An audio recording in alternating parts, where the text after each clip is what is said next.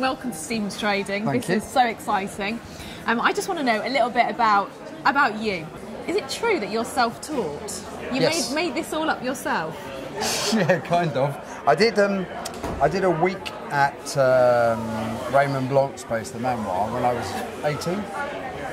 And a week in a restaurant with a canteen in London, and that was it. I mean, so I opened the Duck in 1995, and that was my first fully paid job as a chef. I was a photocopy salesman, I was a repo man for I wasn't taking away people's beds and stuff, it was corporate stuff. And then I was a bookkeeper for several years. Share with us the natural progression, okay, from a non-related food business to becoming one of the first chefs to have 3 Michelin stars. Basically, I grew up in the 70s, where food in Britain was pretty bad. Like olive oil you couldn't buy from the supermarket, you put it in your ears, and they're blocked. And I think there was one type of spaghetti, one type of pasta you could buy, which is the spaghetti in a blue wrapper. We used to go to Cornwall every year for our holidays, and one year my old man's business did quite well, and we went to France. They read about a 3 Michelin starred restaurant in France, and they'd never been to a 1 Michelin star restaurant before, let alone 3. And myself and my sister, I certainly hadn't. I don't even think I even knew what an oyster looked like. So we all had the same first-time experience in this amazing place, in this valley of olive trees, nestled at the foot of this bauxite cliff with a monastery on top of it. Wow. And there was this gravel, old Provençal farmhouse with like a gravel terrace. And I remember there's so many things about it, like sommelier, handlebar moustache, leather apron, little metal tastavan, the wine list was the size of a billboard, cheese trolley the size of a chariot. They were pouring sauces into soufflés, carving legs of lamb at the table. I remember the noise of the feet of the waiting staff crunching on the gravel, and the sound of the crickets filled the air. I didn't realise at the time, but it was smell of lavender. And all of these things, it was like I'd fallen down this rabbit hole into a wonderland.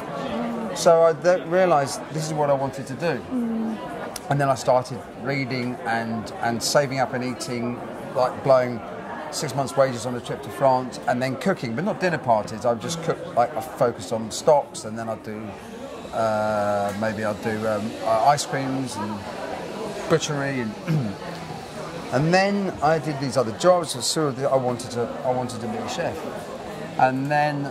what age was this? So I had the experience 15, 16. Then I went through school, left school 18. I failed my O-level in chemistry. Great. I got an A-level in art, and that was fluke because all the artists I learned from art history came up. And then, but I read a book in 1985 written by this American guy about the science of cooking. Who was the book? The book was called On Food and Cooking, The Science and Law of the Kitchen, by a guy called Harold McGee. And it was, why do eggs make your soufflés rise, and these sorts of questions.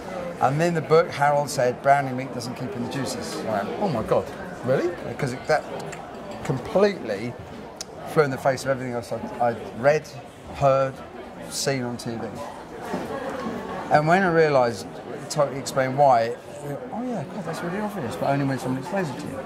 And that's the point I thought, if that's not true, how many other things that I've read aren't true? So I started questioning everything, and it was that questioning of everything that, even when I was doing my other jobs, I was still cooking and thinking and things. So my first ever recipe was actually 3 years before opening the Duck, triple cooked chips.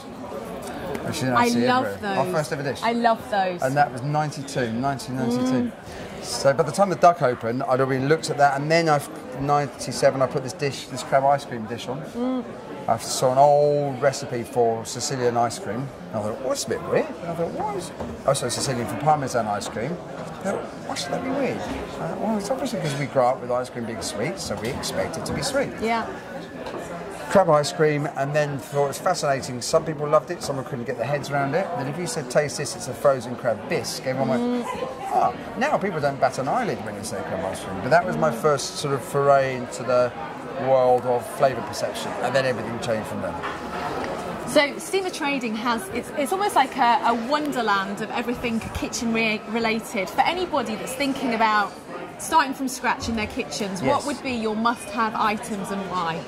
Well, obviously, you need good knives. So aside of the, what's a good knife? Well, a good knife. You generally need to pay decent money for a good knife. You also need a steel or a sharpener. And my recommendation is every time you get your knife out of the, don't keep it in the drawer because it gets battered. Every time you get your knife out, every time, sharpen it. Even if you're just slicing a tomato, sharpen.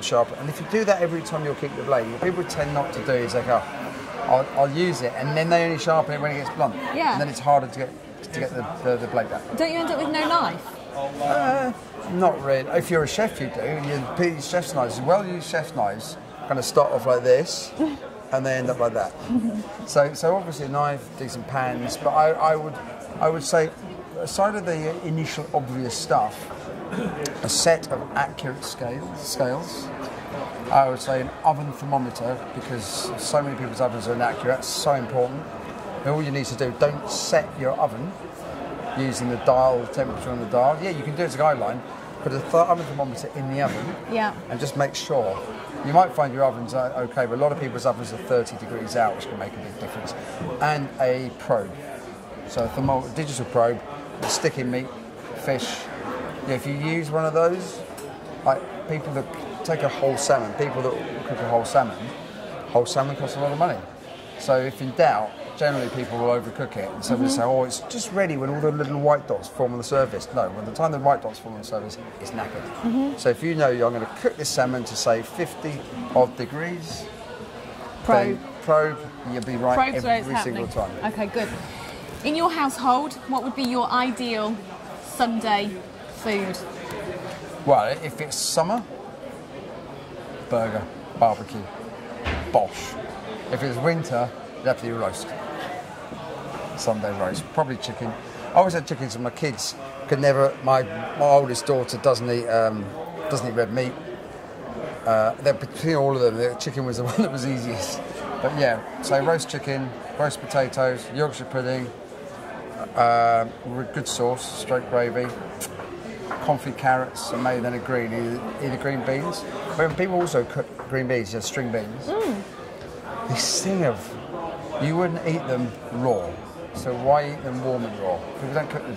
You don't want to cook them till they're grey, but cook them enough to they've got a bite, but they're softened. Otherwise, you don't develop the flavour. Tell us something we don't know about you. I am not bald. Yeah, that's a good point. I'm not bald. I'm not bald. I thought you didn't have hair. No, do you know, I have so much hair. It grows so quickly. Somebody said to me a couple of weeks ago, they said, you got hair? And I said, yeah. So that's an insult to bald people. One more thing about kind of your scientific kind of motivations and stuff like that.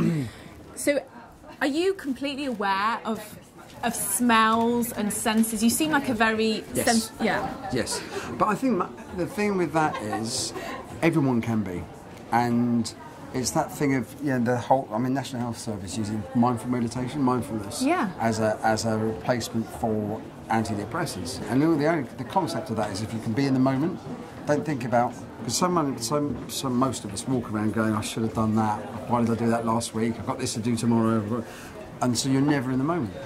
So if you can be in the moment, so for example, and there's so much of this stuff is around us, you walk through the woods, go for a walk, and you're moaning about your plumbing and arguing you had with somebody last week and all the things you've got to do, or go through the walk, same woods, and then just feel the twigs cracking underfoot, and the smell of the damp leaf, and then you've got sort of shaft of sunlight coming through the branches, maybe an owl twittering, the crispness of the air, the breath, just the condensation of your breath, all of that stuff. All of a sudden the world becomes a very different place.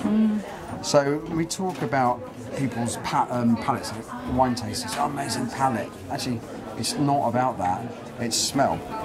And if you can it's recognising. So when you taste the wine tasters, they recognise. They'll go, that smells like blackcurrants or whatever, wet bra straps, as somebody did actually say once.